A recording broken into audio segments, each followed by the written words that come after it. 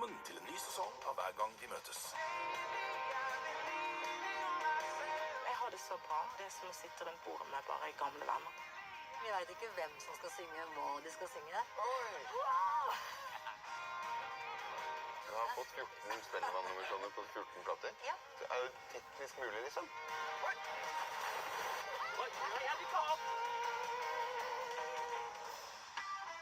I dag er det Øystein Greni som er hedersgjest.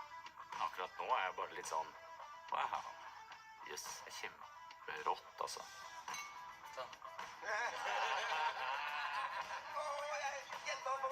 Øystein er jo en fyr som jeg har enormt stor respekt for.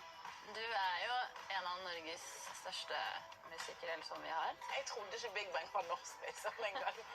Øystein Greni er en helt fantastisk fyr. Han har så mye å gi. Må jeg grine hele tiden? Men jeg skal synge låt som har betydd masse for meg.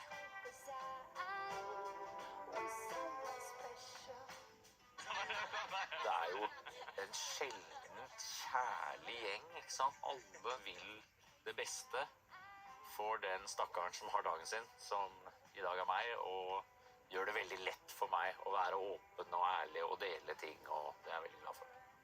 Så jeg er en fyr som har en stor sorg, og det må jeg bare bære.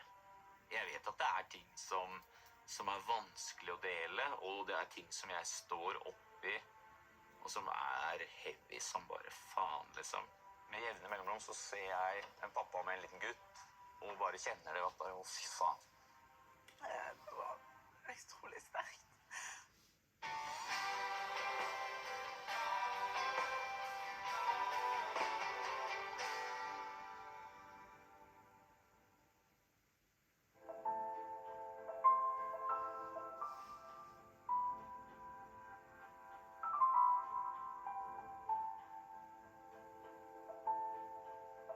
Det er ikke herlig med litt kaffe om morgenen, Jarle, men har du prøvd smørkaffe? Nei, jeg har bare hørt om smørkaffe, og det låter veldig vondt, så det må vi prøve. I dag, husk på, det er min dag. Jeg skal sitte og skramfle, fortelle om harde tida, alt det der, og da gjelder det å være fokusert. Det er jo ikke lett. Det er noe faktisk smøret hjelper til. Jeg kjenner Øystein fra før. Vi har spilt en god del sammen. Altså, jeg har alltid likt han veldig godt. Han er ekstremt gjennomføringsdyktig, men han har gått gjennom noen greier i livet sitt som har påvirket han ganske sterkt. Vi har Nå gleder jeg meg. smørkaffe. Jeg vet ikke om jeg gleder meg. Jeg er full av spenning. Du bør ikke få så mye. Jeg tar mye, jeg. Cheerio. Cheerio, så.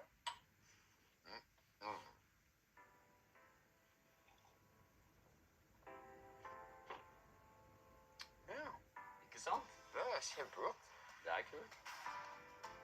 Det der å jobbe sammen nå funker kjempefint. Det har blitt en brorskap som har bare tettet seg. Skal jeg prøve på det? Ja, du kan le. Som frontfigur og låtskriver i Big Bang har Øystein Greni vært en av Norges mest markante rockemusikere gjennom 30 år. Big Bang har gitt ut 11 album, blitt nominert til Spellemannprisen en rekke ganger, og vært et svært ettertraktet liveband nasjonalt og internasjonalt. I 2017 ga Øystein ut sin hittil eneste soloplate, anmelderfavoritten Pop Noir. Øystein er også en habil skateboarder. Senest i 2017 vant han sølv i NM. Han har også de siste årene ledet sitt eget radioprogram, Greni-timen, på kanalen P13.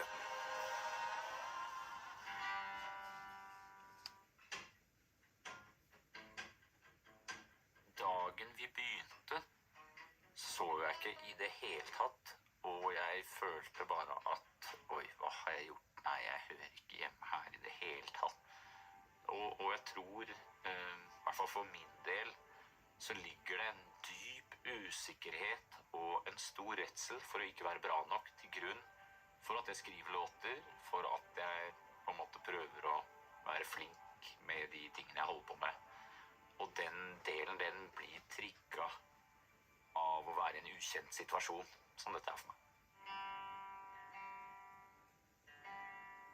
Så under dagen til Andreas så skjønte jeg bare dette en nydelig gjeng, alle vil hverandre godt. Vi på vei inn I noe som dype vennskap, og det jo kjempefint. Jeg gleder meg. Det spennende. Nå det lunsj. Jeg jo ikke vant til at noen coverer mine låter I noe særlig grad. Den låten jeg skal synge I dag, den en av Øysteins største hits. Og det har jeg vært litt stresset for, egentlig. For jeg redd for om min tolkning kanskje alt for langt unna hans musikalske landskap. Nå går jeg inn I Øystein-karakter. Skal ta og stjele. Eller jeg skal... Han så sikker og roe. Sånn. Klar nå, vet du. Han jo en stor stjerne og vært et forbilde for meg fra lenge før jeg begynte med musikk selv. Så jeg grugleder meg, men den låta jeg skal gjøre jo... Altså, den har vært med meg helt siden jeg var I hvert fall 14 år. Første gang jeg så han på Kapp med Big Bang. Well, I want you all to come on and play with me. På min dag har jeg det kjempefint, altså. Jeg koser meg, og jeg tenker jeg en heldig fyr som blir invitert med på dette her. Vi skal spise lunsj, vi skal spise lunsj. Velkommen alle sammen. Det min dag I dag. Jeg gleder meg skikkelig, og håper vi kommer til å kose oss og bare få den gode vibben som vi har alle sammen. Skål og... Skål! Jeg burde kanskje skåle med denne her. Du spent på dagen din, Øystein? Jeg kjenner på det nå, altså. Men mer enn noe annet så jeg innmari glad for å få lov å få være her sammen med dere. Og min livsfilosofi litt sånn, sjansen for å bli født, det 1 I 250 millioner. Hver gang det kommer en ladning, og hvis den I det hele tatt I nærheten av noen. Liksom. Så vi har vunnet en svømmekamp, alle sammen, mot 250 millioner. Så vi så jævla heldige. Og det prøver jeg å tenke på hver dag. Vi på fest. Så, og vi holder på med noe av det kuleste som finnes, som musikk. Så faen, vi heldige. Kanskje enstemt alle rundt bordet her. Du jo en av Norges største musikere som vi har. Big Bang jo bare superstjerner I Norge. Ja, altså Big Bang det så sykt. Navnet legendarisk. Ja. Jeg trodde ikke Big Bang var norsk, liksom, en gang. Fordi jeg forbinder jo dere med liksom Girl Now Slow og de store låtene og sånn, så jeg alltid bare tenkt liksom at det var et eller annet sånn Rolling Stones-band, liksom. Det svært. Og så når jeg fikk vite at du skulle være, så var jeg sånn, ok, det legendestatus da, I mine øyne. Ordentlig. Men Øystein, Big Bang har jo holdt på I 30 år. Og du den eneste som har vært med alle disse 30 årene. Du en litt sånn kravstor sjef? Musikk betyr enormt mye, og jeg har vært helt forferdelig å ha med å gjøre, sånn rent sosialt. Men for meg så har det vært sånn at jeg vil ikke spille med en kompis som ikke får til musikken. Altså, så hardt som det da. Så jeg har vært kjempevanskelig å jobbe med, og jeg håper jeg har blitt bedre, tror jeg har blitt, liksom. Men det ingen tvil om. Som en som har spilt I Big Bang. For det har jeg spilt bass der. Jeg tror jeg har... Jeg tror jeg har rekorden I Jeg kort... forbauset at det bare en her som har spilt I Big Bang. Men jeg tror jeg har rekorden I å være med kortest tid. Så det var 1 måned som jeg spilte bass og sang I Big Bang. Det var nydelig, men jeg fikk sparken rett og slett da. Men det følte jeg var så renhårig, fordi det var en erkjennelse av at ok, jeg prøvde, men det funket ikke. Det var liksom ikke var jeg bra nok til å spille bass på den tiden der heller. Og Det ikke sant, du spilte dritbra bass, altså. Ja, men jeg har blitt bedre etter det. Ikke Så sant? hvis jeg hadde vært med nå, så hadde du ikke Nå spurt du om meg. for bra. Men Øystein, hva var grunnen til at han ikke fikk være med deg? Ja, ikke sant? Ja. Jeg tror at det ble for mye talent da, de bare tenkt liksom, nei, vi har ikke plass til det Jarle har, og det en annen sound. Sounden til Big Bang mine låter. Og der tok jeg en slags feil, for jeg hadde jo liksom ofte drømt om en sånn der Lennon McCartney, ikke sant? Her har vi 2 stykker, og det blir dritbra, og så skjønte jeg da, Big Bang ikke et sånt band.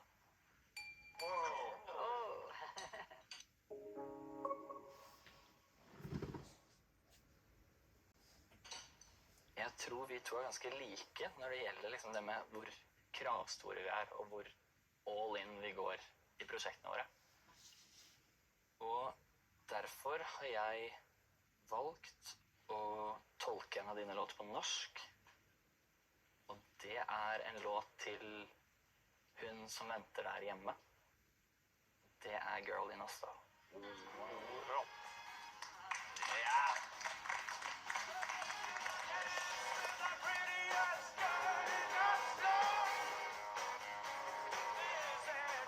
Jeg hadde jo skrevet Girl in Oslo, så jeg hadde det riffet, og jeg visste at liksom, dette catchy, men det veldig enkelt.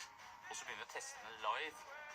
Folk gikk helt bananas, både Tara, og vi dro til Staten og spilte der. Samtidig når vi kom tilbake, så var vi liksom blitt store stjerner med den låta da.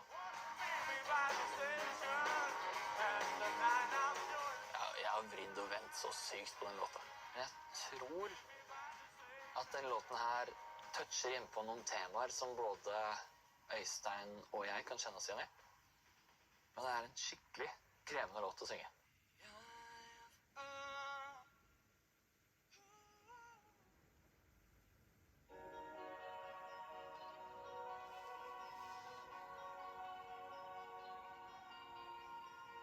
Jeg har falt for en jente i Oslo. Hun den fineste jeg har møtt. Jeg har alt mellom mitt hjerte i Oslo. Og når hun ringer jeg full og trøtt. Skjønner at hun lei, kanskje glemmer hun meg. Aldri tid å be hun forstå. Bare et lite show igjen, så skal jeg hjem til Oslo. Jeg har en jente i Oslo. Kanskje har hun blitt lei av å vente på meg så nå. Må jeg hjem til Oslo. Jeg har en jente i Oslo. For når gate nummer 5 det jeg kaller hjem så. Må jeg hjem til Oslo. Ser du har ringt, sorry jeg var opptatt.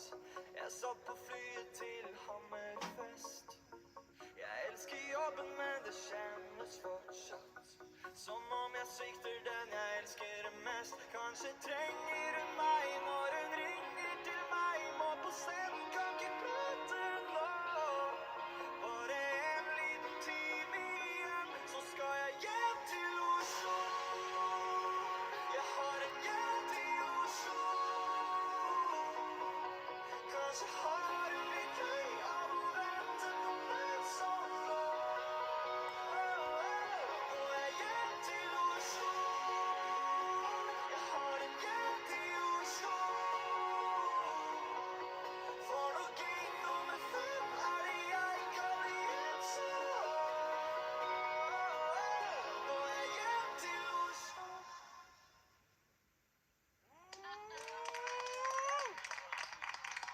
Fy faen! Jævlig rått! Fy faen, du!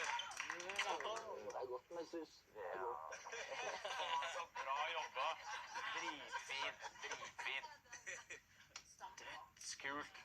Jeg synes det var jævlig fint å høre på, altså. Skikkelig, skikkelig gøy, og digger at du bare har gjort det til ditt og lagd det greier. Det var kjempekult. Tusen takk. Ja, dritrått. Veldig fint på norsk også. Litt interessant også, fordi at bak, altså liksom når jeg var et sånt sted i karrieren da, hvor vi hadde lagd en plate som ingen av plateselskapene ville ha, men det var ett selskap som sa at liksom, ok, dere trenger noe hits, for det noe med dere. Da hadde faktisk Thomas Seltzer, som var en del av studiegjengen min, da, han hadde fortalt en gang, han var en smart fyr, så han bare, du vet dette, når vi menn har sånn der, at det Pia 18 år på forsida, så selger de 45 000 X. Men hvis det er Pia fra Jessheim, 18 år, så selger de 270 000. Så det var liksom det at du har et geografisk navn knyttet til en jente, da. Da bare, det er folk interessert i med en gang. Så jeg husker bare, ok, det gikk inn, og så lagde jeg det gitarriffet. Jeg tenkte at ja, det er ganske catchy. Det er enkelt nok, liksom. Men hva faen skal jeg synge om? På vei til skolen, mobiltelefonen var helt nytt, kommer det en bygningsarbeider mot meg. I det jeg går forbi, så sier han, kan jeg få snakke med deiligste dama på Lambertseter, eller? Er det deg? Og jeg tenkte bare, fy faen, genius fyr! Så jeg bare, ok, det tar jeg. Den stjerna. Og så var det sånn der VG tett på nett, som var en greie da for artister, så folk liksom spurte om den låta, så hadde jeg fortalt dette her da, så folk visste om det, så var det plutselig kom det sånn, jeg er faktisk hun dama fra Lambertseter, og det var så hun finnes, og mange har spurt liksom, hvem er the prettiest girl in Oslo. Så det er en dame fra Lambertseter som er en prettiest girl in Oslo. Og hun er kanskje fortsatt sammen med han bygningsarbeideren som er jævla kul. Så det er backstoryen.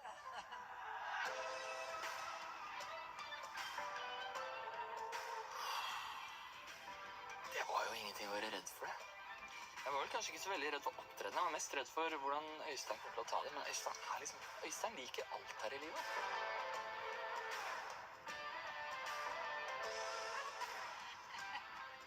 Øystein, du er vel kanskje den rundt det bordet her jeg har vært mest nervøs for å møte. Fordi mitt inntrykk av deg er at du er en helt ekstremt nøye musiker. Men du har klart å holde på i 30 år. Kan ikke noe annet. Nei, men altså, jeg elsker å drive med det, og veldig heldig at det har vært jobben.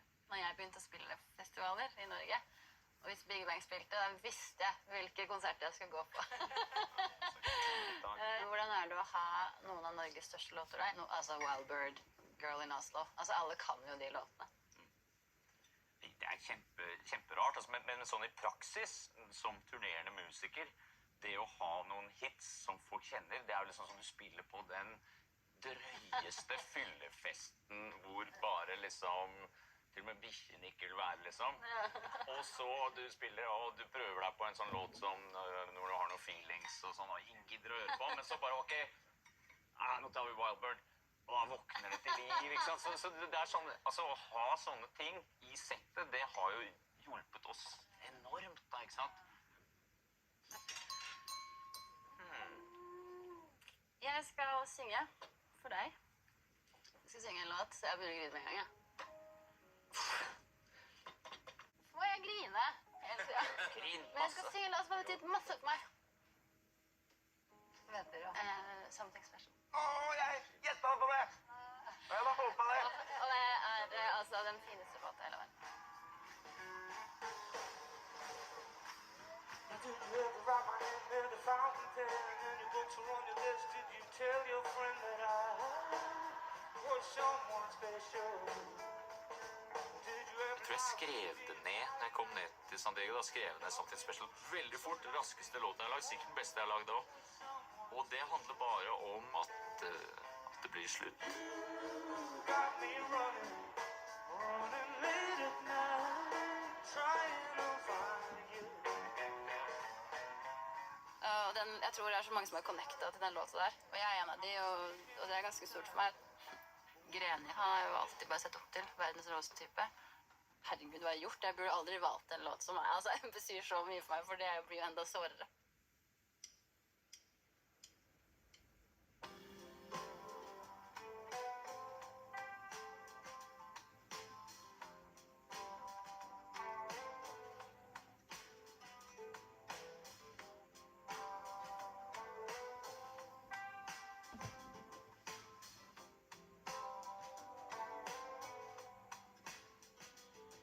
Did you ever write my name with a fountain pen?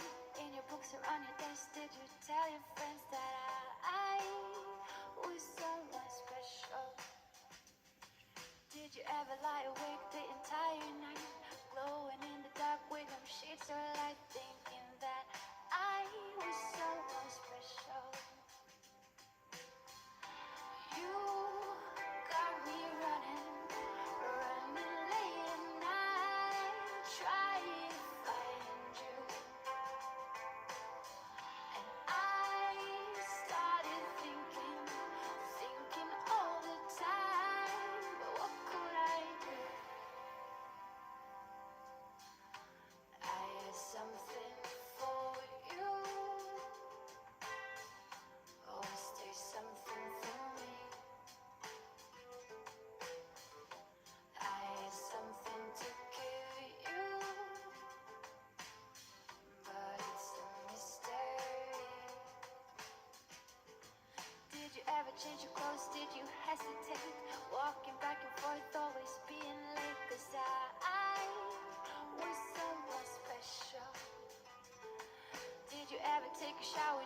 wash your face, making up the bed, thinking just in case that I was someone special. You got me running late at night, trying to find you. And I started thinking all the time, but what could I do? I have something for you. Was there something for me? I have something to give you, but it's a mystery.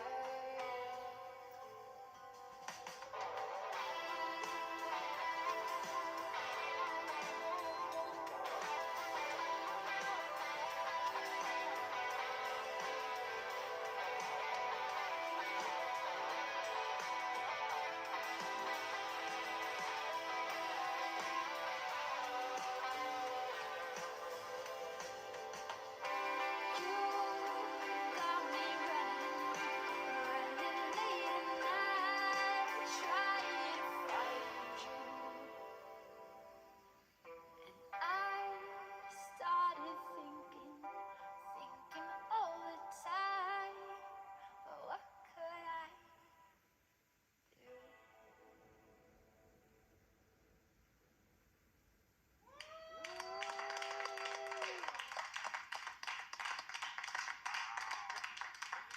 Wow, tusen takk.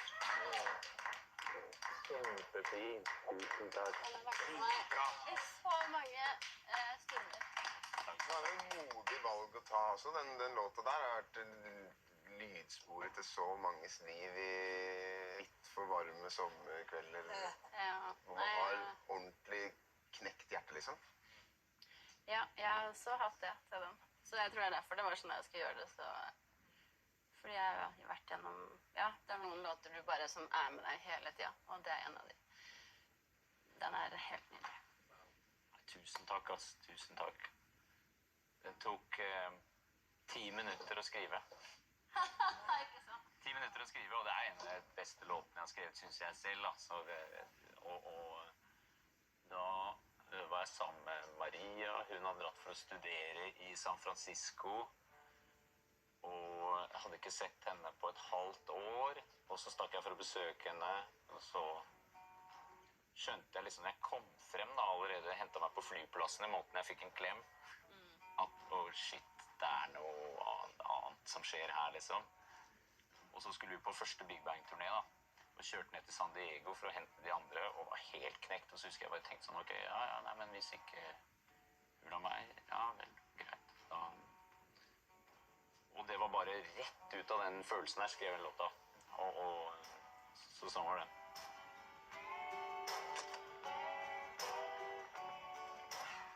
Jeg synes låta var mye bedre i hennes versjon enn den er i min, da. Så jeg har alltid egentlig håpet at noen skulle lage en sånn versjon. Og nå finnes den, så det er en liten seier. Veldig glad for det. Takk, Anna.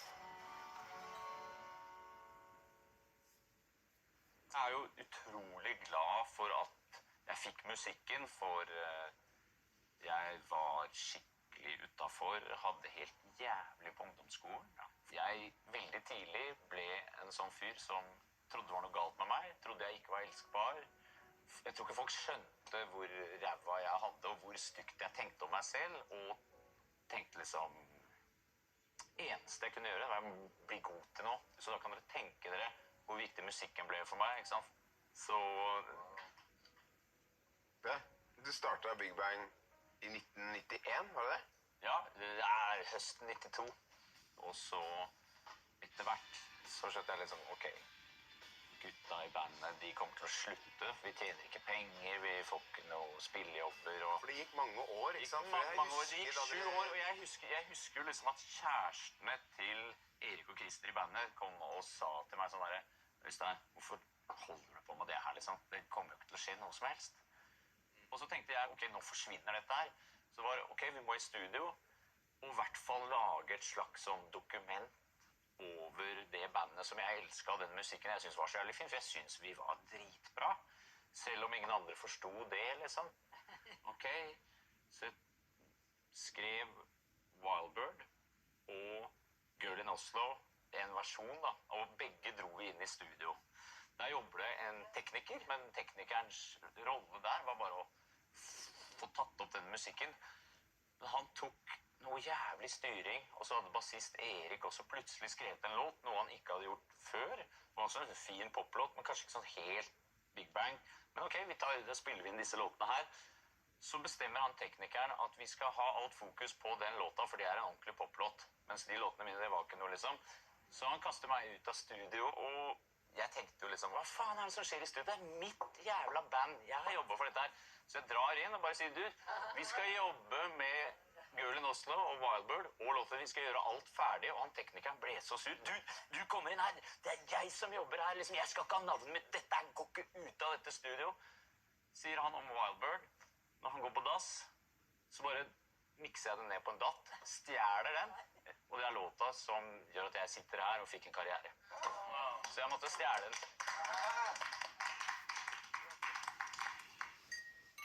Sånn.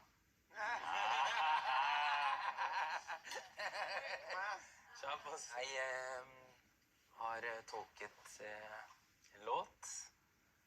Jeg tror folk som jeg fortalte at jeg valgte å tolke denne låta, tenker at jeg er gæren. Ja, jeg er litt gæren.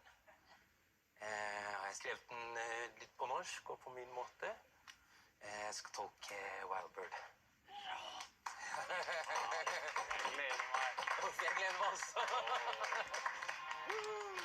Ok.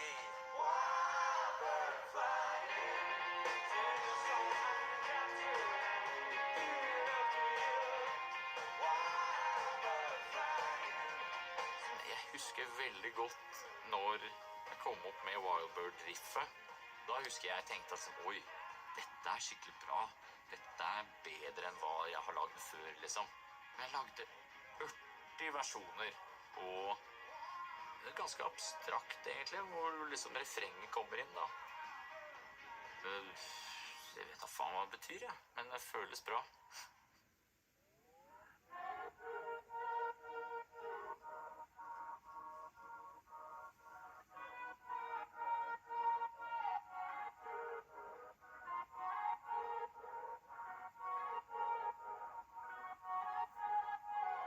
Jeg mistet pusten når jeg så deg. Hvorfor skal hun velge meg når hun kan få hvem som helst?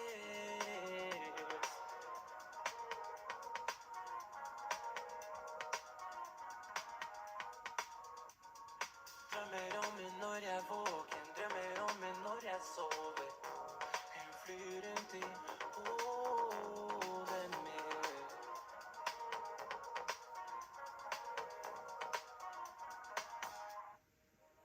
I'm in Wildbird flying, synger sanger til deg for å fange hjertet ditt. Wildbird flying.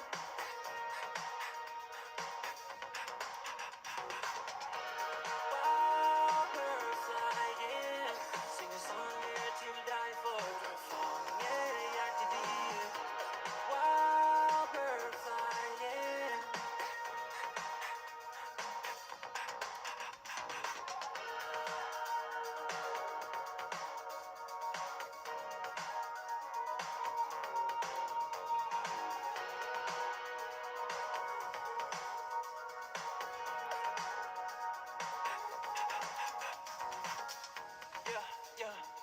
Hvordan har jeg levet liv uten deg? Vi er perfekte, finnes ingen som oss to. Mange er inne som vil stjele deg. De kan prøve så hardt de vil. De får ikke det til. Hvorfor velge en som meg? Hvorfor velge en som meg? Dette er ikke bare piss. Dette er ikke bare luft. Disse ordene kommer rett fra hjertet mitt. Vil ikke fange eller eie hjertet ditt. Kan jeg låne det litt og aldri gi det tilbake igjen? Wildbird flying, synger sanger til deg for å fange hjertet ditt. Wildbird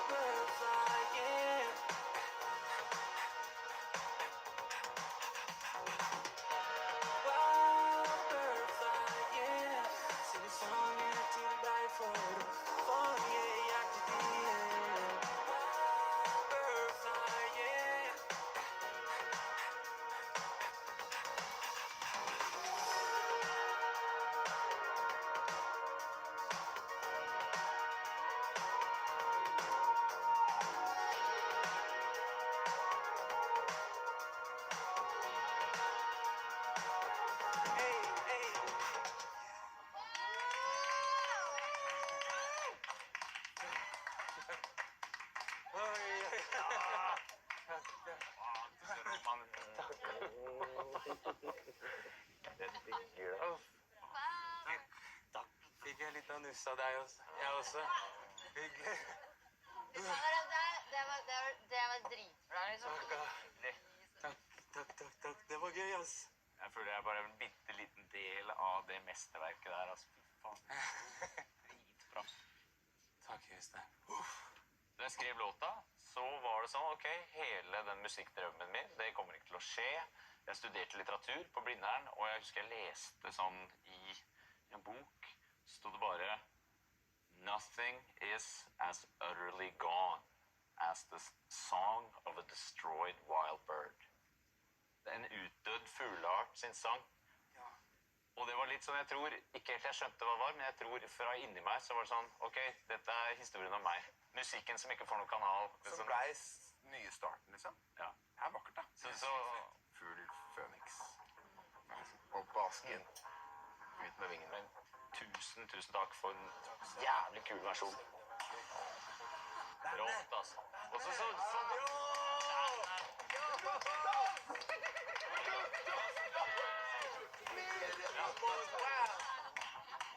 kjempegøy å høre det på den måten. Altså, jeg fikk ordentlig sånn der hornmusikk i brystet, og uansett hva som måtte skje på middag, så er jeg vinner i dag. Jeg har hatt en dritbra dag allerede.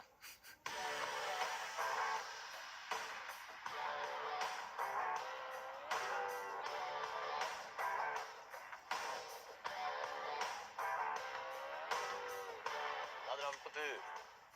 Jeg er blitt skikkelig sånn langrennsgeek. Jeg elsker det. Nå er det sommer. Jeg pleide å hate vinter, men så jeg gleder meg til vinteren allerede. Langrenn. Dette her blir veldig spennende. Kjempeviktig for meg å være i aktivitet. Jeg blir gæren av å ikke gjøre et eller annet som gjør meg svett og andpusten hver eneste dag. Så jeg er en slags narkoman, treningsnarkoman på den måten.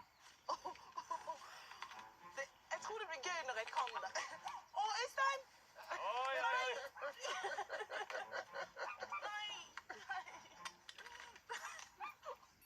Du har veldig mye flat bakke der nå, så nå vil jeg bare liksom... Prøvd. Ja. Øystein som type er veldig omsorgsfull, faktisk. Han fikser og han ordner, han vil at vi skal ha det bra. Han tar skikkelig godt vare på liksom alle, og han er til stede. Og det er skikkelig trygt og godt å ha han her. Ok, nå kan jeg prøve litt. Åh, nei! Ok. Du har det. Ok. Det er dritbra. Det går seg til.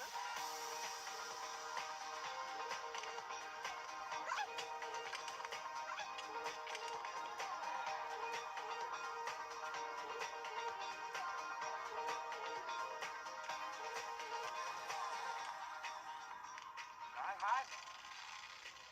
Det taket på den hytta oppe i skauen der, den bygde faren min. Sammen med min bestefar i 1971. Og rett nedenfor der sånn, så ligger, det ligger jo ikke der lenger, det huset er revet. Men der faren er født. Rått. Dette er hvor jeg kommer fra.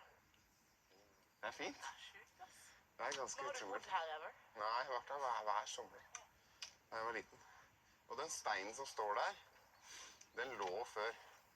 Og det er som sangene sier, at det er den pila som gikk gjennom Torghatten og landet her. Ja, men folkens, skal vi komme oss tilbake? La oss. Let's go! Så går vi tilbake. Nå har jeg jo det. Ja.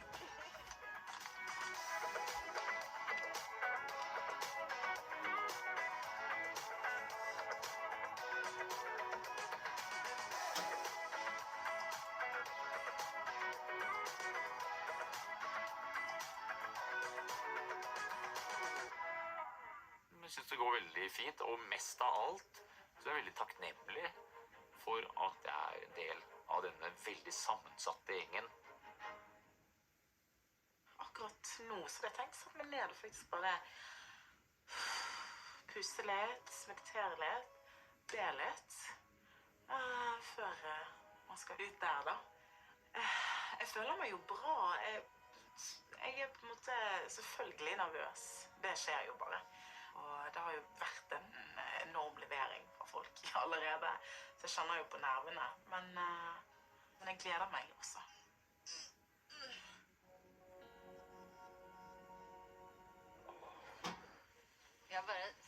tydelig helt rett. Det er bra, det er bra. Og Tixin, da, sorry. Tixin, Altså, han har faktisk... Kødda for deg, vet du. Det er derfor jeg har på båndet i dag.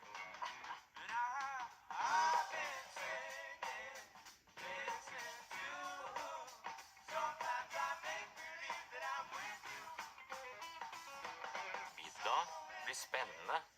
Kjempegøy å høre hvor forskjellig de 3 versjonene jeg har hørt til nå har vært gjort, ikke sant? Og så... Men jeg gleder meg til å høre musikken og prate med folka. Da er det middagen, folkens. Er dere sultne? Ja. La oss sette oss. Kjempegodt. Du må fortelle litt, Øystein, du må fortelle litt om USA. Fordi at du flyttet dit for mange år siden. I 2005, Big Bang gjorde det kjempebra. Jeg følte at liksom, ok, nå må vi ut, nå må vi ekspandere her. Og ekteskapet mitt med Maria, det var veldig dårlig, kjempevanskelig. Altså, vi var sammen veldig lenge og digger hverandre fortsatt og er lykkelig skilt, men liksom det var ordentlig trøbbel.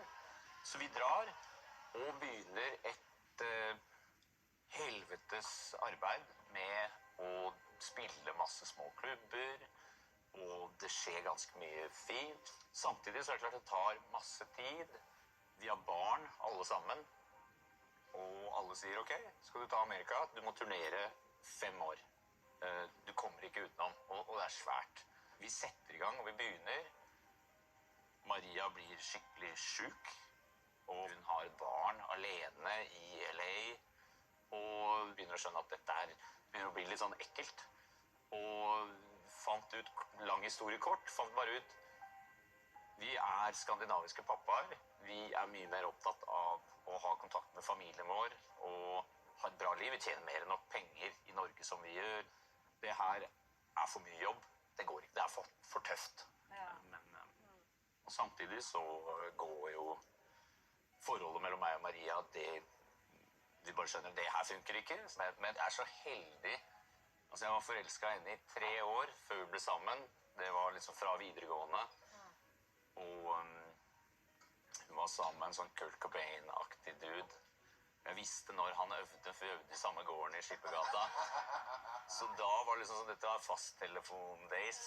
Så jeg bare ringte hjem og var med på kaffe og 3 år og jobbet det ned. Og første gangen hun kysset meg, for hun skjønte at jeg kom aldri til å tørre, men hun bare på et lekestativ på Tøyen på vei hjem. Vi bare satt vi på en sånn der husk i Tøyenparken. Og hun kysset meg. Jeg ristet i hele kroppen. Jeg var bare hele sånn, noe av det sterkeste jeg har opplevd. Og vi var sammen i 16 år, og har Julia som er helt fantastisk, og en veldig god skilsmisse. Jeg kan virkelig anbefale en god skilsmisse, altså, folkens. Det er det man velger, altså. Ja, jeg tenkte også på hva skjedde med henne når, i USA med Julia, som var så liten og alt skjærte seg for dere på en måte. Ja. Altså, Julia har fått kjørt seg, men også fått vært med på veldig mye kule ting. Altså, hun har jo snakket spansk med mammaen sin, som er fra Argentina, fra dag 1, og hun var da 3 år, vi flytter over, og lærte seg engelsk, og liksom har jo fått med seg en fantastisk kultur, da. Julia, hun har jo vokst opp liksom backstage, sovende i gitarkassa. Hun har vært med på alt, alltid. Og bærer preg av det, altså, synes jeg, på en veldig god måte. Hun er helt rå, og jeg elsker henne så høyt som er mulig, selvfølgelig, som alle. Og jeg er så sinnssykt heldig som får så mye, da, av datteren min, for å si det sånn. For siste året så har hun også lært seg å spille gitar, så liksom vi sitter og holder på med det. Hei, pappa. Håper du har det bra. Å vokse opp med deg som musikkfar har vært veldig, veldig givende. Jeg er veldig glad for det. Og jeg husker veldig godt at jeg var, frem til jeg ble litt for stor, så pleide jeg da å sovne i gitarkasser, sånn typisk når det var øvinger, eller når vi bodde i LA. Og jeg synes den veluren oppi der var så myk og god og luktet så godt. Og jeg husker bare å ha vært omgitt av musikk hele tiden. Og noen ganger var det litt mye når jeg syntes at du og mamma satt og spilte gitar alt for lenge og skulle ønske at dere heller bare likte med meg. Jeg føler at du og mamma har oppdratt meg i en sånn musikalsk hjem og lært meg det språket, det nydelige språket som musikk er, har gjort meg til en veldig trygg person, da. Og det er jeg utrolig takknemlig for.